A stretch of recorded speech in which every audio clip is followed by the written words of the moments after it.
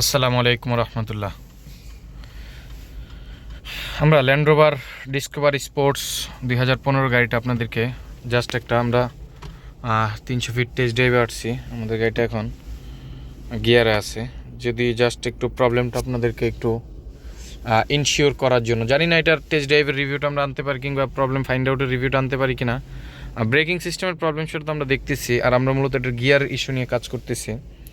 তো এখানে আমাদের স্ক্যানারে আমরা এটাকে করলাম। তো আমরা বনানী থেকে 300 ফিট পর্যন্ত আসলাম। তো আসার পথে যেটা হলো, আমরা লক্ষ্য করলাম যে এখানে আমাদের যেই স্টিল যে শিপমেন্ট গিয়ার মূলত, তো এখানে আমাদের শিপমেন্ট কমিনেন্টে কিসে তোমার, তো আমাদের এই শিপমেন্টের যেই গ্রাফ বলতেছে গিয়ার নাম্বার 4, আমরা জাম ঠেলে আসছি, কিন্তু এতক্ষণ আপনার গিয়ার চলে যাওয়ার কথা ছিল। গিয়ার হলো নাম্বার 1 কিংবা 2-এ, একই থাকার কথা ছিল ফার্স্ট গিয়ার।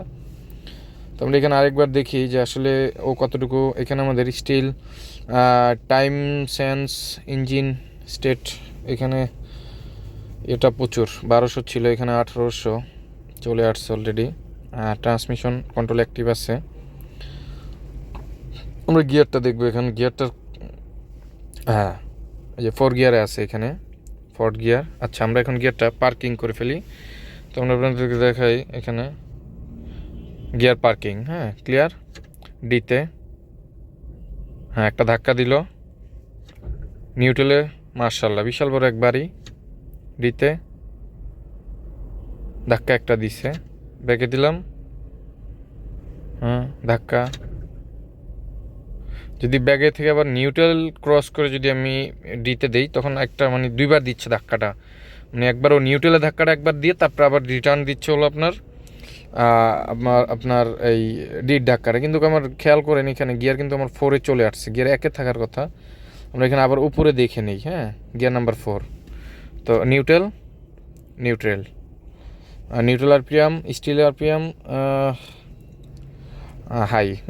এখানে টাইম সেন্স অনেক হাই আছে, ঠিক আছে। এটা আপ হচ্ছে।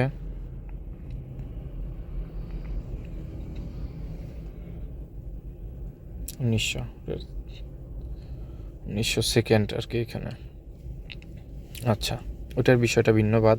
এটা আমরা যেহেতু এখানে রিভাইজ ধাক্কা দিল, পার্কিংয়ে ধাক্কা দিল, ডিতে স্লো, এটা চলে। এটা সাধারণ থাকে ডিতে।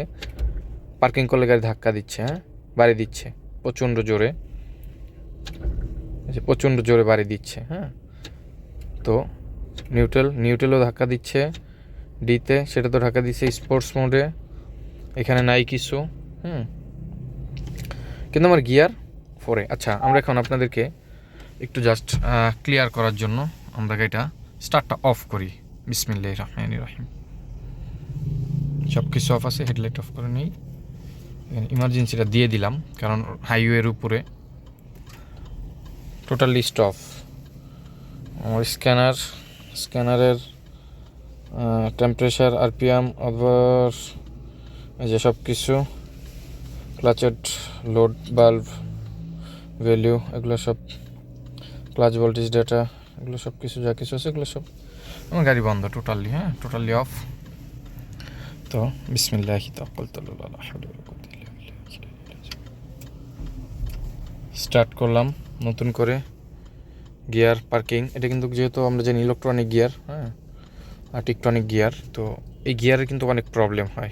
বিশেষ করে আমরা না বোঝার কারণে অনেক মডিফিকেশন করে ফেলি। যাই হোক, যে যেটা করে ভালো বুঝতে পারে ওইটাই ভালো, আলহামদুলিল্লাহ। তো আমাদের এখানে ব্রেকিং সিস্টেমের ইস্যুটা আপনারা দেখতেছেন, ব্রেকিংয়ের যে প্রবলেম সেটা কিন্তু এখানে আপনার বলতেছে ক্যালিব্রেট ব্রেকিং সিস্টেম, এটা ব্রেকিং সিস্টেমের প্রবলেম আছে। তো যে জিনিসটা হলো যে আমরা এখন আপনাদেরকে দেখাই গিয়ার পজিশন। আমাদের মেন বিষয় হলো গিয়ার ধাক্কা এবং শিফটিং। গিয়ার পজিশন আছে বর্তমানে পার্কিংয়ে, নিউট্রাল, ব্যাক গিয়ার, ধাক্কা নাই। স্মুথ আছে এখন, খুবই স্মুথ মাশাআল্লাহ। কোনো শেক নাই, নিউট্রাল শেক নাই। ডিতে জেনারেশন 2, গিয়ার নাম্বার 2-তে পড়ছে, একটা শেক আছে সামথিং। যদি নিউট্রালে ধাক্কা দিচ্ছে, আরে ফাজিল নাকি বেটা হয়, ফোন কাইটা দিতেছে, বুঝতেছে না নাকি?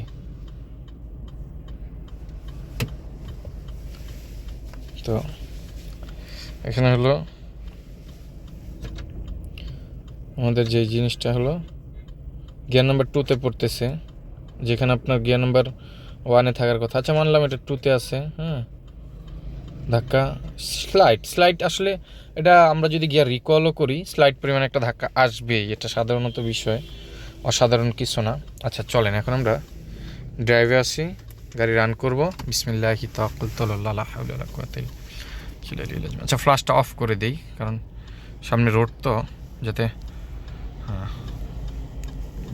আশা করি ক্লিয়ার বুঝতেছেন, স্ক্যানারও এখানে মোটামুটি বুঝতে পারবেন। গিয়ার নাম্বার 2nd গিয়ারে আছে, গিয়ার নাম্বার 2-তে আছে, হ্যাঁ।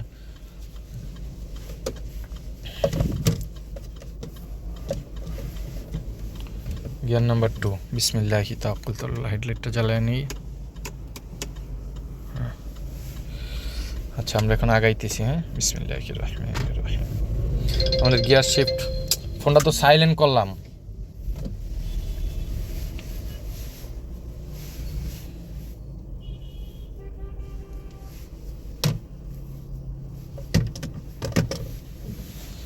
আমাদের গিয়ার নাম্বার 2-তে আছে, হ্যাঁ।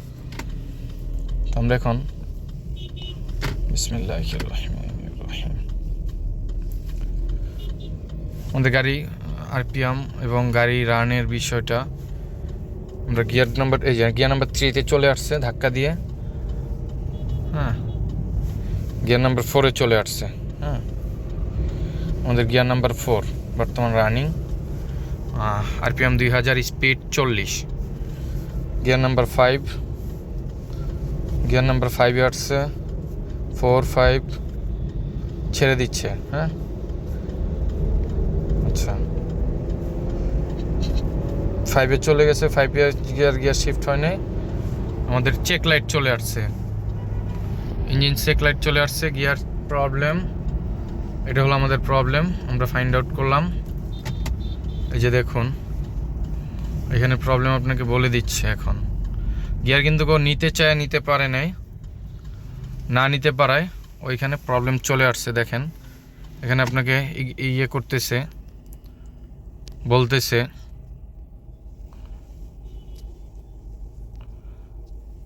Press okay to clear gear fault. এই যে দেখেন আমরা গিয়ার ফল্ট দেখতেছি। আশা করি ফ্ল্যাশটা জ্বালিয়ে দিলে দেখা যাবে না, এখন বুঝতেছেন যে গিয়ারের যে বিষয়টা, এই যে এখানে দেখেন, আপনাদেরকে দেখাইতেছি ফুললি ক্লিয়ারলিভাবে।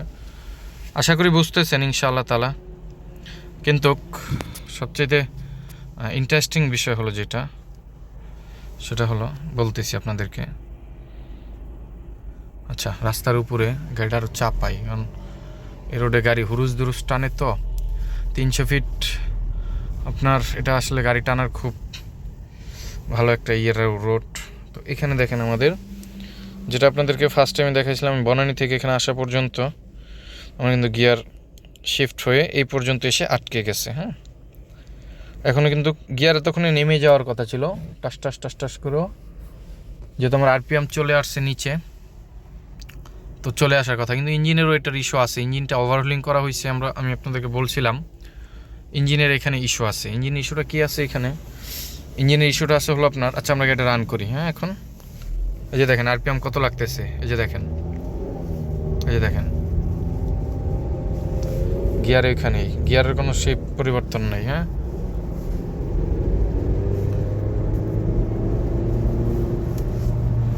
গিয়ারের কোনো পরিবর্তন নেই, ইঞ্জিন আরপিএম বাড়তেছে।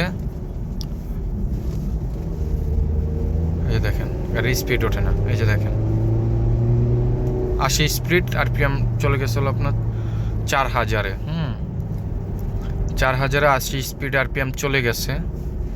গিয়ার আমার 4000 ক্রস করে ফেলতেছে, কিন্তু স্পিড 80, কিন্তু আমার গিয়ার চেঞ্জ হচ্ছে না, গিয়ার শিফটিং চেঞ্জ হচ্ছে না। আচ্ছা এখন আপনাদেরকে ক্লিয়ার করি, হ্যাঁ, যে আসলে ও কী বলতেছে। এখন ধরলাম এখন যা কিছু আমরা পেয়েছি টোটালি গাড়ির প্রবলেম, এবং প্রবলেম এখন আমরা দেখি প্রবলেমটা কোথায়। এই যে দেখেন এখানে বলে দিচ্ছে প্রবলেম। হ্যাঁ, এখানে gear incorrect shift from 4 gear number 4। হ্যাঁ, পারমানেন্ট কোড এটা যাবে না, এই হলো এটার প্রবলেম। আলহামদুলিল্লাহ, শুকর আলহামদুলিল্লাহ যে আপনাদেরকে আমি দেখাইতে পারলাম। আশা করি আলহামদুলিল্লাহ আপনাদেরকে বুঝাইতেও পারলাম বিষয়টা ক্লিয়ারলি, যদিও রাত্রে, কারণ রাত্রেবেলা একটু রোডটা ফাঁকা ভাবছিলাম, কিন্তু তারপর প্রচণ্ড জাম। তো সকলে ভালো থাকবেন, সুস্থ থাকবেন, সকলের জন্য দোয়া রাখবেন। এই হলো আমার চাওয়া এবং আপনাদের কাছে পাওয়া। আর এখন আর কি করব, এই যে দেখেন গাড়ি ভাগতেছে না। হ্যাঁ, গাড়ি প্রচণ্ড, এই যে দেখেন আরপিএমের কী অবস্থা। হ্যাঁ, তো এই রিভিউটা এই পর্যন্তই থাকতেছে। আল্লাহ হাফেজ, আসসালামু আলাইকুম রহমতুল্লাহ।